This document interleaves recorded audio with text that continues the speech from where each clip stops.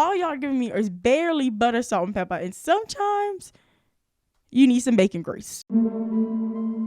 Welcome to Her Sports Convo with Ashleigh Wilson. Hey y'all, welcome back. Crazy to see you here again. I hope you had a good week last week. I hope you have a good week this week. Oh my goodness, boy, oh boy. I've watched a lot of basketball. Unfortunately, wasn't a lot of NBA, but I've consumed a lot. We're going to probably be talking about a lot of basketball. But first thing off the top, we got to talk about the WNBA. Now, there's not a lot of information. There's not a lot of, details of what happened. So since there's not a lot going out, definitely probably going to make a video about this. So make sure you subscribe to the Her Sports Convo YouTube channel so you can hear all about that. But for any of y'all who don't know what in the world I'm talking about, the WNBA fined the New York Liberty today, Tuesday, $500,000, $500,000 to be exact. And it was for breaking the CBA, collective bargaining agreement. And the part in which they broke was they basically said that the New York Liberty had a competitive advantage against all the other teams because their owner paid for the Liberty to have a chartered flight to a game over Labor Day and then the second half of the season in the 2021 season. They were like, no, that's not fair. Everyone doesn't have that option. But the crazy thing about this is that the Liberty owner basically brought this deal to the WNBA and was like, hey, I have a way for, everyone to get a free chartered plane for 3 years. And they were like, we're good. And for someone out there that may not know what a chartered flight is where all the people on the plane are the New York Liberty. Because in the WNBA, they got to fly commercial. I'm talking Delta Airlines. I'm talking American Airlines. They got to go through the terminal, take their shoes off like the rest of us got to do if we want to go fly on a plane, which is already crackhead crazy. Aside from that, it makes it even worse that they brought it to the table and the WNBA was like, no. So that's how we decided to start off our Tuesday this week, y'all. So it's been crazy. I feel like it's even wilder that this particular thing is coming out because Athletes Unlimited basketball concluded, and if you weren't watching, you truly missed out. Specifically, if you didn't watch the final game on Saturday, as Team Tiana Hawkins and Natasha Cloud, they went into double overtime. It was crazy. It was insane. They got over 100 points back and forth. Congratulations to Tiana Hawkins for winning the inaugural season. And it just showed, if you provide these women with the things they want and the things they need, and you basically listen to them and listen to what they got to say, that you can have a successful league and also make a profit at the same time. But my question is, where's Kathy at? Because this came out mid-morning on Tuesday and it's 5 o'clock. Well, it's 4:43. But where you at, Kathy? Why you ain't said nothing? Where you at, girl? Come on now. You supposed to be the one. You really setting us back today, Kathy. Today won't today. And so maybe, they can get it together and figure it out. But it was hard to see that. Like I said, especially after Athletes Unlimited, they had such a successful time because so many WNBA players were playing in Athletes Unlimited. You had Lexi Brown, Ty Young. I mean, the list goes on and on and on about the amount of people from the W who were playing in Athletes Unlimited this year. So they have such a good momentum going into the WNBA. And so I just think it was really crazy how this all came out this week. But yeah, Athletes Unlimited, great inaugural season. If you missed it, I'm pretty sure some of the games are on YouTube or something if you want to watch it. But be prepared because they were confirmed for a season 2, and Athletes Unlimited volleyball starts up in March. So be ready, get ready, don't miss it. If you're watching on video, I had to close the blind because it was getting a little overexposed up in here. It's not cute. That wasn't the look we were going for. But other things we were not going for was the Notre Dame Louisville women's basketball game that happened on Sunday. Oh boy, that was hard to watch, to say the least. It was sad. I don't even know the words in which to describe what that basketball game was. But for any of y'all who might have missed it, Louisville was ranked number 4 and Notre Dame is ranked number 9 or 10. They're probably not ranked that now. But they were going to Notre Dame. Notre Dame's been like undefeated at home all season. Skylar Diggins-Smith was there, arguably the most famous athlete to ever play at Notre Dame.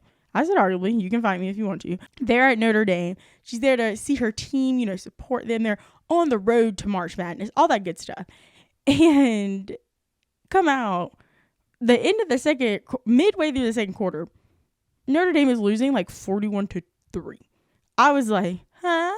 And the score at halftime, you want to take your guess? You want to take your guess? Hope you got it. Guess what it was?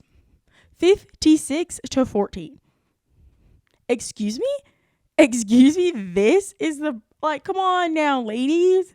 I was sad to see, Notre Dame go out like this. And the end score ended up being like 86-66 or something like that. So they ended up only losing by 20. Which in most scenarios, you'd be like, oh my God, losing by 20 is so bad.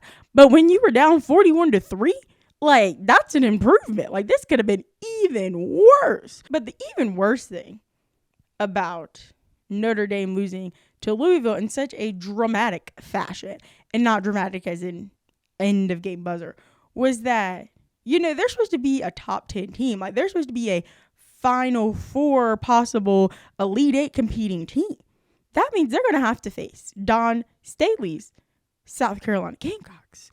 And if you can't compete against Louisville, again, no discredit to Haley Van Leaf, girl, you ball it. No doubts about it. Girl game is up. But as Louisville, as an entire team combined together, South Carolina is head and shoulders above Louisville. So the fact that these ladies at Notre Dame could not even play in the same ballpark as them, y'all better hope y'all don't get South Carolina come 13th of March, because it's gonna be a hard few weeks for y'all if y'all had to deal with that. Because boy, oh boy, that was not maybe it could have been a fluke, it could have been a bad day. They're trying to get the losses shaken out of them before it get to the time where you can't lose no more. I get it, I understand it, but hey, I won't the one to do it, because that's the only benefit they got is that one, Louisville was ranked higher than them. Two, Louisville was a quad one. So at this point in the season, you can take quad one losses. You really need quad one wins, but you can kind of take a quad one loss. That was the only benefit of that situation, which went down this Sunday, because I was uncomfortable. I felt like I was watching child abuse. It was not cute. I was like, should I turn away? Because should I be watching this? It was bad. They were passing. I felt like I was watching a Harlem Globetrotter show. It was that bad, you guys. It was not a good look at all. So basically, this week in women's basketball, one of the biggest stars came back to play, which is our girl Paige Beckers. Finally got back on the court against St. John's, and obviously they ran it up on St. John's, because they had to do it for Paige. But if you were where has UConn been, they ain't really been nowhere without Paige. They really hit a steep slump once she went out around, what is that, November, October? I don't really understand time anymore. But they hit a really hard touch path. They hit a really hard patch there. And so hopefully, they got Paige back by the tournament, and they can make a big push, big run in their conference tournament, which they should, because they play in the Big East. But hey, no, the girls at DePaul, ooh, if y'all ain't watching, y'all need to watch.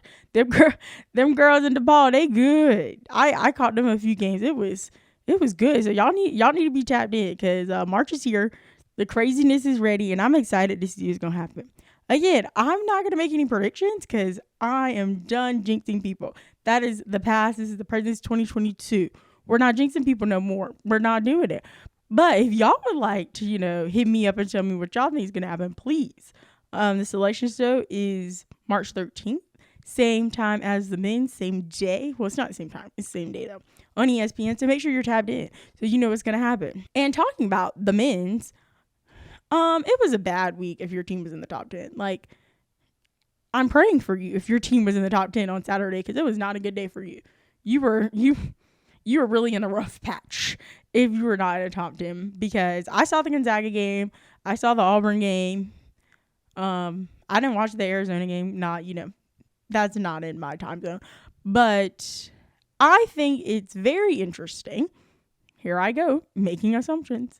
I think it's very interesting how Gonzaga loses to St. Mary's. No knock at St. Mary's. They're right. They're like 22, 23, something like that. Really good team, as we saw on Saturday. But they lost, and they were number one. But they get to stay at number one. And arguably, literally nothing changed. Like, all these jokers lost. And the only person who's not in the top 10 anymore is Texas Tech. If I was Texas Tech, I'd be calling. Now, I know they say they don't care, but y'all care. Y'all be caring about them rankings. Y'all be caring. Don't. Who you fooling? You ain't fooling me. Come on now. But I'd be calling because that was ridiculous. How everyone else gets to stay except me. No, ma'am. No, sir.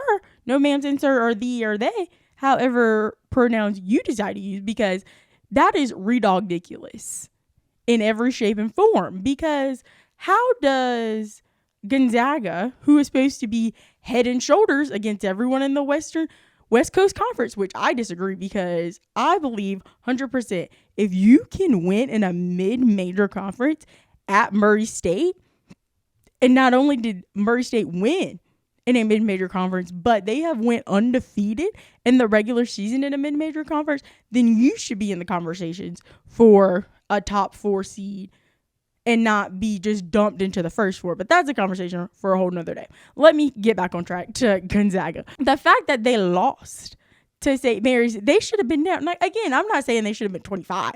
I'm not saying they should have been 12.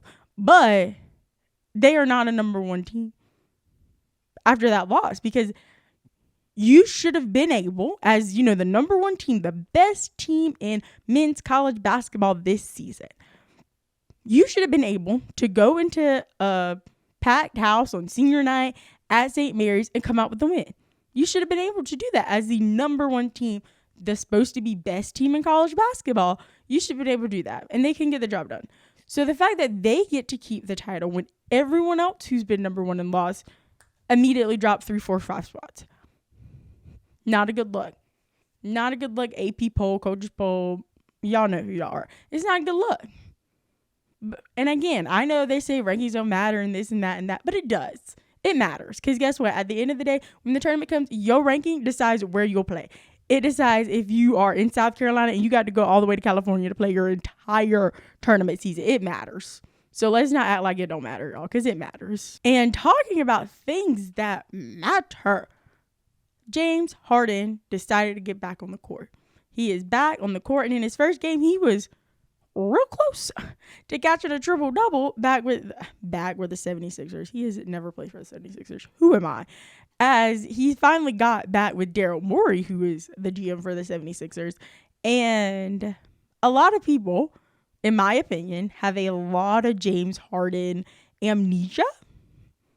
You know, a lot of James Harden amnesia.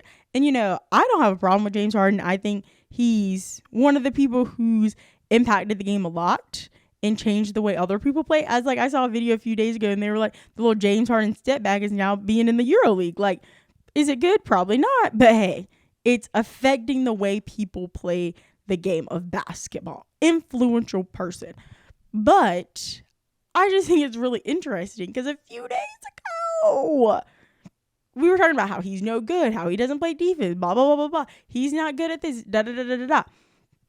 And we did the same thing when James came to the Nets after he, you know, put on the fat suit and went and got out of Houston. Like, I get it. We all, for some reason, have James Harden amnesia every time he switches a uniform. And again, I always say, don't believe the things you see in the media, but I'm talking about the things we see on the basketball court at this point. Because y'all say, oh, he's so good at this. And then 2 days later, we're like, y'all need to figure out your storyline. We need to figure out our plots. One, I know nobody likes Skip Bayless, but that man is consistent about his hate for LeBron. He is consistent. He never wavers. He never shies away from it. He's consistent. And I feel like a lot of y'all James Harden haters really need to figure it out. Because y'all, this wishy-washy story we doing, it's not cute, it's not fun, and it's kind of boring. As well as Ben Simmons, as we basically talk about these two people and these two teams coincide with each other at this point, how he puts on these nice drippy fits, by the way. Like, looking at you, Ben, kudos. Like, I was gonna say tell your stylist to hit me up, but I can't afford that rate, so don't don't do that. How he's putting on these really nice outfits to see his basketball team get their booty smacked. Now they played well in the game I saw the other day. I guess sometimes I just watch NBA games and I forget to write down my thoughts on my phone and my notes app. That's on me. That's on me for forgetting to do that. But they did pretty well. I think they were playing the Lakers or they were playing the Celtics. Again, I really don't remember. But that's why I write the things down, because my brain doesn't really work that well. But he had the nicest outfit on Monday. And they just got, I don't want to say ran at the gym, because Notre Dame got ran at the gym. Ran at their own gym at that. But it was not a good look. It was not cute. It was not pretty. But his outfit was. He looked good. Again, everybody says he's working on track and getting conditioned in shape and all this stuff and blah, blah, blah.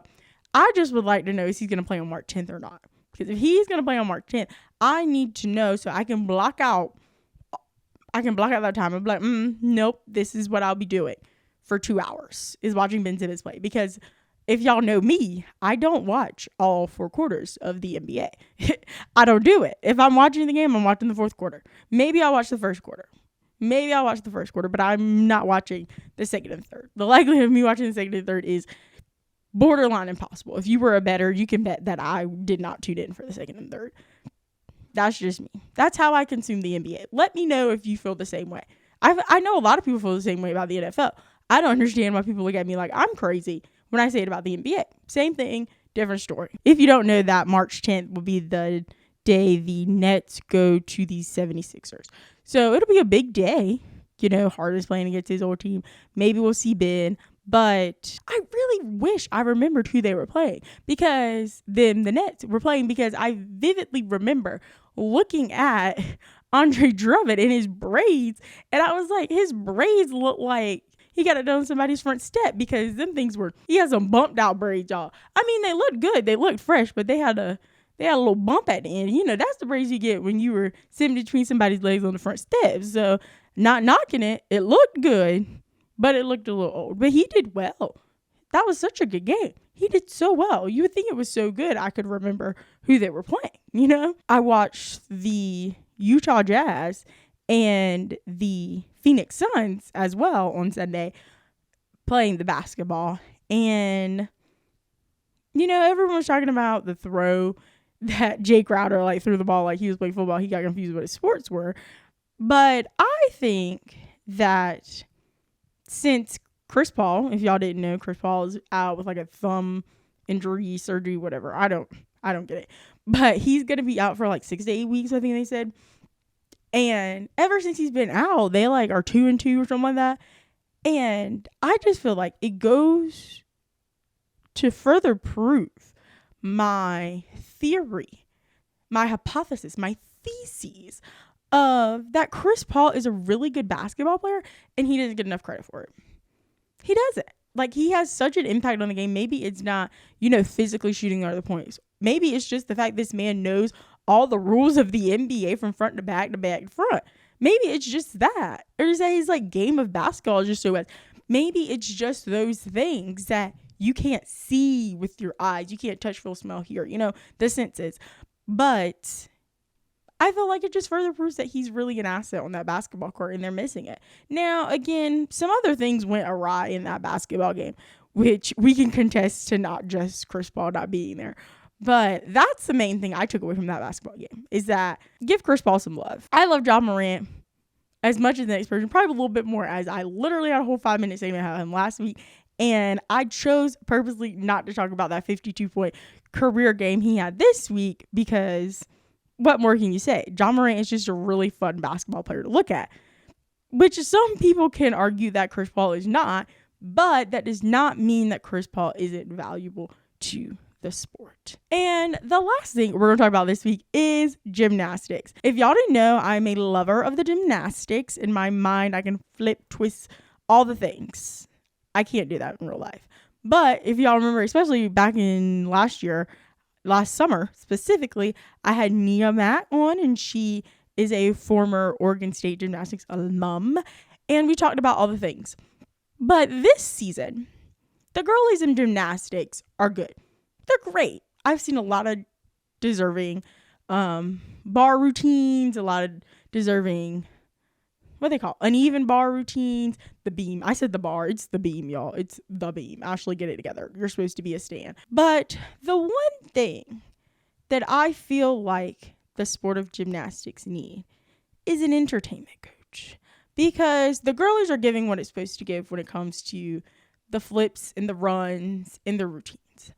But what they're missing is the performance. Like, I understand. You're trying to focus on not breaking your neck when you're flipping and turning in there. Like, I get it. But when you're doing your floor part, when you're doing your hands and your legs and you're spinning and stuff, I want to be entertained. Like, all the girls that give me, like, faces that are, like, steel bored, I'd rather be here than anywhere on the world. Like, I get it. You're focused.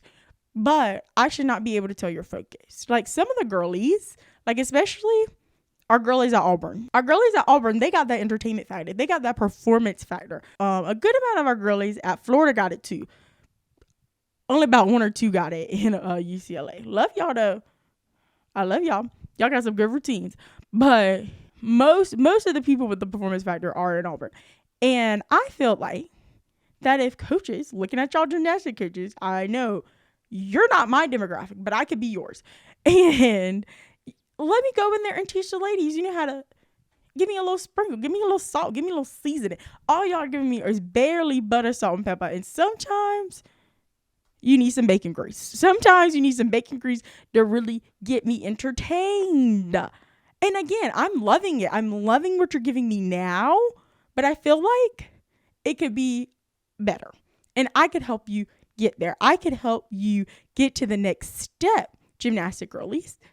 Because your routine is great, but you need to work on your face. You need to give me more face. You need to entertain me, because I am entertained by your flips. But if before you get to the cool flips, I'm bored by you just giving me this Stone Cold Steve Austin face, what good is that for any of us? What good is that for me? What good is that for you? Come on now. We got to do it better. And I feel like we can do it. Me and you plus my performance aspect, and I was a dancer, so I could do it, y'all. I got you. Let me help you, because we can take this sport to the next level. Just let me help you, y'all. Come on. Well, that is all I have for this week's episode. Make sure to like, comment, rate, subscribe wherever you decide to listen to your podcast at. Head on over to Instagram and follow at Her Sports Convo to stay up to date on all things Her Sports Convo, as well as check out the Her Sports Convo YouTube channel, because the month of March, I'm putting out bomb videos. If you didn't follow the Instagram, literally yesterday, I went to the UNC men's basketball senior night game. I was on the risers. I have no idea what the footage I got. I feel like I got a lot. Y'all wouldn't know because it's not coming out yet. But it's coming out in March. So that's why you need to be subscribed to the main channel so you can see the video as well as the other 3 videos I have planned, filmed, recorded. They're going to be great. Literally, I've done half of them. They're already great and I love them. And arguably some of the best content I've made in a very long time. So make sure you subscribe over there so you don't miss it, as well as subscribe to the Her Sports Convo podcast channel, where you can see me talk to myself every single Thursday at 11 a.m. Standard Time. Watch the women's basketball, like almost every single tournament. A conference tournament is this weekend, so make sure you're tapping in, baby. We're gonna probably be discussing a lot about that. Watch the final week of the men's regular season. Watch some NBA if you want to. No pressure, because I probably won't. Friday Night Heist Gymnastics on the SEC channel every single Friday. Make sure you're tapped in as well. And as always, be safe, have fun, and don't be afraid to join the convo.